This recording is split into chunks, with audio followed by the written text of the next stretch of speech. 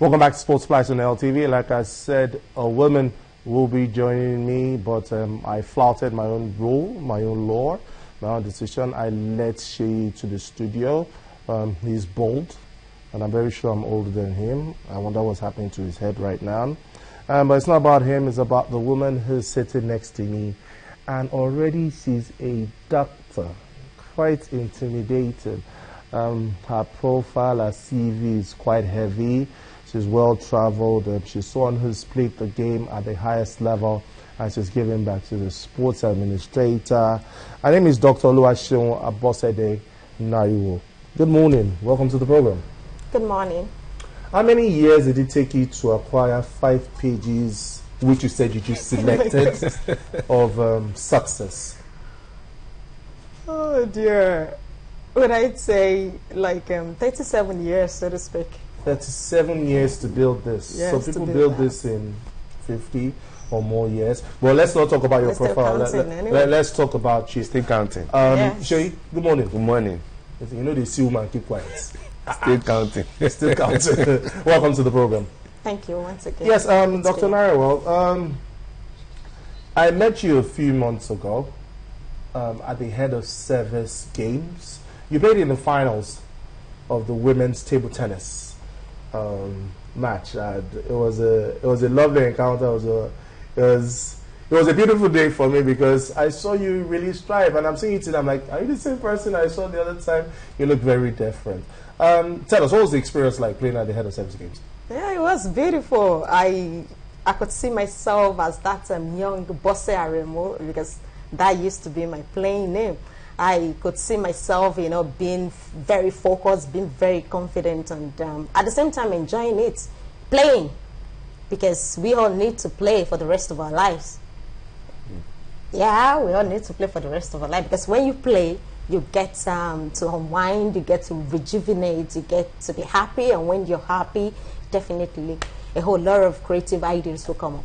Now, back in the days, I understand you played with the likes of Bose Kafo, Funke Oshonaike. You even ranked as high as 7th here in Nigeria. But you decided to let sports go for a while. I decided to key into education. Why did you take that decision? Okay, I want to correct an impression. I don't really have opportunity like that to play with the likes of Bose Kafo, Funke Oshonaike, even though I look, I hope, at them that I one day want to be like them. Since at some point they had the opportunity of playing professional table tennis, there is really no time for them to mingle with homegrown, upcoming ones like us. So we often look at them up there, even when we are called to the camp by the then national coach, Mr. Babatunde Obisonya. Oftentimes they are often seeded as probably number 1 and 2. So we will have to be the one to fight for the remaining, tickets. So it was good. It was a beautiful experience. It was an exciting one that I felt would take me to the Olympic level, take me as far as being African number 1. But that was truncated at some point because of the disconnect between sports and education at that point. And I am someone that loves knowledge. I love to be empowered, because without you being empowered, there is really nothing you can give back to the society. If you're not full of content, you can't give anything. You can't give anything. It simply means you can't give what you don't have. Yeah. So right from my childhood, I always want to speak and people will listen to me. And not just speaking now, but speaking meaningfully. Doing things that's making things happen for others. But I can't do that if I'm not, if I'm not loaded, if I don't have what it takes. So I saw the whole thing then, that I just have to have strong academic background. I have to go to school, because knowledge is power. And when you have power, you have freedom. So I want to be free. Now, Dr. Seun, I understand that you're a senior sports officer at the Lagos State Sports Commission, and you served in different capacities. You were on the Ibile board, the Lagos City Marathon. You served across all board. Being a sports administrator and having this knowledge of what the sports is like, you've played the game, you know where it hurts, you know how to merge education with it. What's the experience been like? Well, that's kind of trickish. Yes, ma'am, because when an athlete who is complaining about blah, blah, blah, and you look at them, I've done this before. Yes. I've done this before. Yes, it's kind of trickish. But oftentimes I see myself in those young people. So to an extent when they talk, before they even finish, I know what they want to say. But as it is, in the civil service, you grow through the file and rank. I am limited in some aspects, but in my own little way, I just try to make them understand that it's not a rocket science. It's process. Even though you want it done this way, I was once like you. I've been there. So this is the way it is, because I'm on the other side now. So to an extent, you know, I've seen both ends. So this is the way it is. This is the way it is. Why don't we look at it, you know, in a more strategic way? And oftentimes they listen to me and let go. Then from my side, whatever it is I see that will be at the, you know, benefits of the athletes, I try to do it. Even with my senior colleagues, I will say with all due respect, I think we should do it this way, we should do it this way. And oftentimes they tell me that I'm protecting my territory. And I'll say it's fine, it's all good, because the whole essence is to create safe space for the upcoming ones. Now, Dr. Seun, on our screens now are pictures from the Global Sports Mentoring Program, which you were privileged to be a part of for about 6 weeks.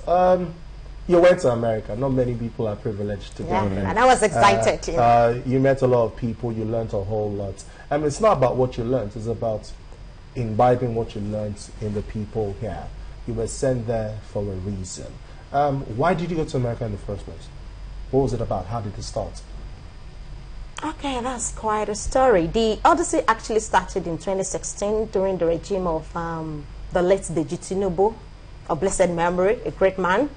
A young woman in person of Chisom Ubonu, who works with Super Sport. She's an alumni of this great program, Global Sports Mentoring Program. She came to our organization seeking for a partnership in the implementation of our action plan, because voluntary partnership. Partnership. She want us to support her. You understand? You know, part of our home call mandate is to actually support you know, people, organizations, individuals that has strategic, that had some good innovations as far as sport is concerned. You understand? That has something to offer the society using sport. So our correspondent was received, and I was brought into the picture. And she actually needed someone that successfully combined sports and education. Okay. And that's where you came in? Yes, that's how I came in. She was actually trying to use Bosakafo, Funke, but I think they were not available. And my senior colleague then, in person of Dr. Oluwaseun as well, just said, yeah, that's a young lady here that has represented Lagos State and other states, and has been fortunate enough to participate in African University Games, World University Games. So, and she's doing her PhD. I was on my PhD program then. So, and I got on the program. But one fascinating thing is that she said, Seun, I don't have money to pay you. But I'm like, it's not about money. It's about the passion. I see myself in these young people, and I want them to have a better life than I do. The challenges I faced, I don't want them to face it. So why don't I use my life experiences to actually mentor them? Dr. Seun, what are the things you learned when you went to America? What are the things you're bringing back? Because for me, it sounds like you went for summer. You didn't go for summer. I know you didn't go for summer. What are the things you learned when you went to America as regards sports administration and how to do it right? Yeah, I learned emerging trends. As far as sports administration and management is concerned, I learned the business aspect of it, the management aspect of it. But the one that really, you know, drew my attention is the management that has to do with organization, good governance, which of course will culminate into effectiveness. And we were actually, you know, made to understand that there's really nothing you can do if you do not have sound mind and body. So they focused more on training our mind first, because everything starts with the mind. So you're reorientated. We were extremely reorientated. We went through a series of physical and intellectual activities. It was an immersive 6 weeks program. It was beautiful. It was a 360-degree developmental program. It was perfect. Now, we also understand, because I saw you carrying the flag of the Lagos State government, and I said, proudly Lagosian. Lagos State's inputs in this. What do we stand to benefit from this? Because you're one of us, you're a civil servant, you don't have anywhere you're going to. You kind of acquired so much knowledge and decide to go to the States. It's not happening. I'm not going anywhere. Even though other states will benefit from it, but then it starts with Lagos because it's my alma mater, it's where I belong, it's where I grew up, everything, my childhood and all that. So for the Lagos State government, we are already working on it because it's a core mandate to develop sports from the grassroots, to empower young people using sports. And we're not just talking about sport alone, but we are actually, propagating the gospel of combining with education. Because someday there's going to be wear and tear in the body, in the muscles, in the bones. So what happens after sport? What happens after sport? That's life after sport. And another thing I learned in the US, the mentor organization in which I was attached to, because each of the delegates were attached to a mentor organization. I was attached to National Collegiate Athletes Association. That it's a biggest organization, NCAA. All the athletes are from there. They are from there. So, and I'm very fortunate. I'm glad, and I'm using this medium to say thank you to U.S. Department of State, at least for choosing me, for seeing that potentials in me and nursing it. You won't thank Lagos. I thank Lagos State as well, because everything resonates from Lagos State. Yeah. Most especially before I went for the program, His Excellency Governor Babajide Sanwo-Olu, he did so wonderfully during his 100 days. We were opportune to organize the summer camp, Lagos summer camp, for about 120 kids, and it's cut across the 5 administrative divisions. Not just, we didn't center it probably in just Lagos Island. No, it cut across Epe, Badagry, Ikeja, Ikorodu, across board. These kids were so happy. And we didn't just engage them in sports. We did lots of entrepreneurs, skills, activities. All this, were made happen. Courtesy the Lagos State government. Dr. Seun, why is there a special focus on the girl child? Yeah, because... Are you saying the male child does not do special attention? No, we are all important, but what we're trying to... No, don't take offense, please. What we're trying to say here is there should be balance. Because women are the cell, and cell is the unit of life. Without the cell, there is no life. I don't know how you're going to process that. I process because without... I still feel bad. And no, okay. Now, let me tell you another thing. Let me say women, because girls obviously will grow to be a woman. And it is whatever values that has been imbibed into them right from the cradle that's going to manifest into the society. We are the carriers of the culture and predominantly primary caregivers. Give it or take. No, seriously, we are.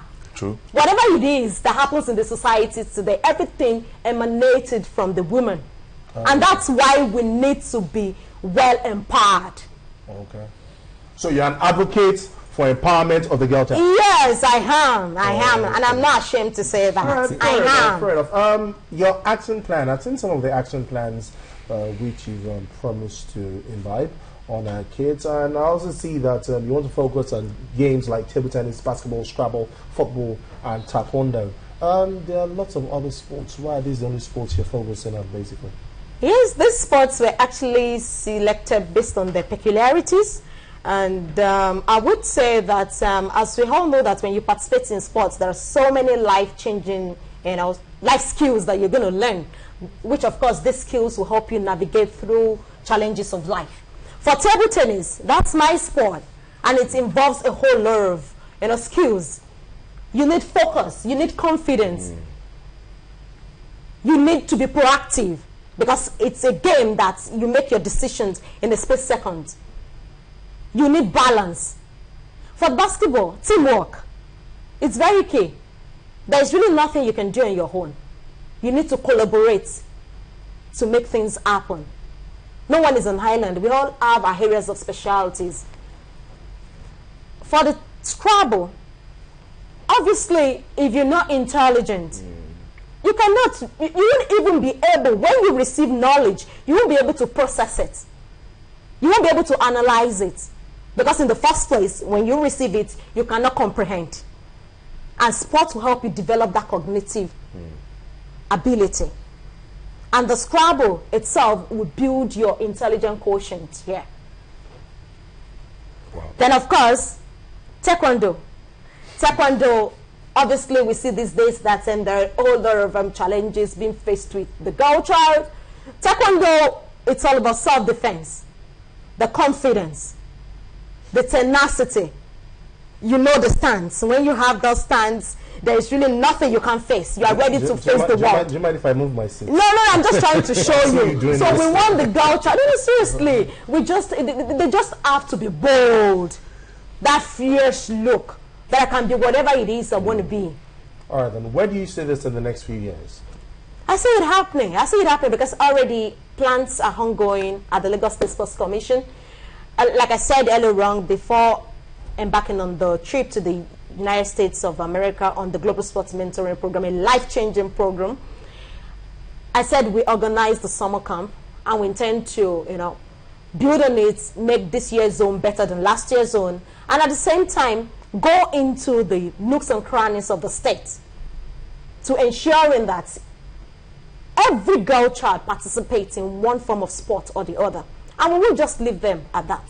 The Lagos State government is trying so hard to put sports infrastructures in place, because without sports infrastructures, nothing really can be achieved. And it is expected that it's going to be sustained, because we are rich in human resources that's just going to, pull these kids up across the 5 administrative divisions. Dr. Seun, before I ask Shay to ask you a couple of questions, I just thought about it now, because I know you're also an advocate of voluntary involvement in sports administration, education and sports. Yes. What is your take on voluntary involvement in sports administration and doing it right? I actually, while in the US, I came up with a proposal. I was writing something because, the zeal, the passion was so much that I want everything to happen at once in Nigeria. These days, our young people don't even want to do anything free.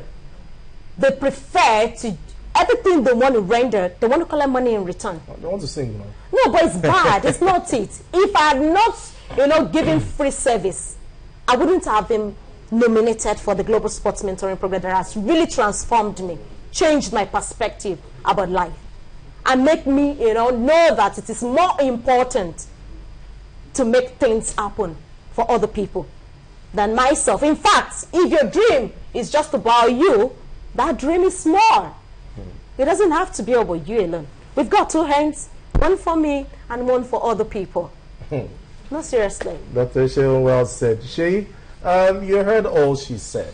And obviously, this woman has so much in her head. A lot. And I'm happy because she's one of us and she's not going anywhere.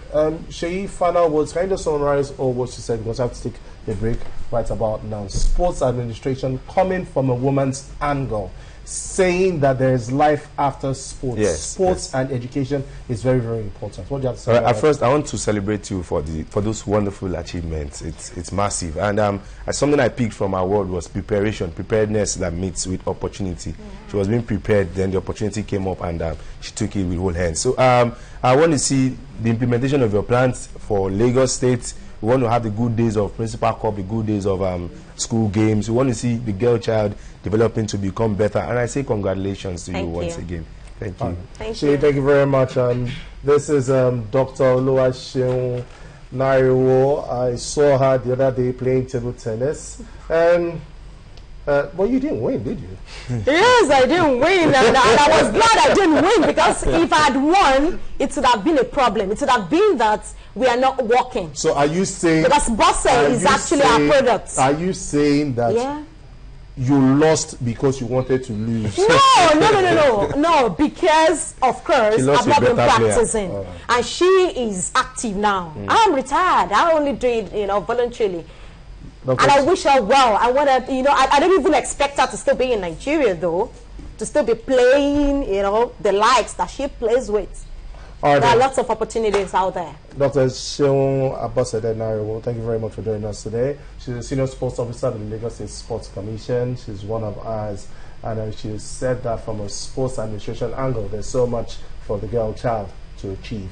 You stay tuned to Sports Splash. I'm not going anywhere. We have a boxer in the house. I'm very sure I'm going to move my chair this time. Stay tuned.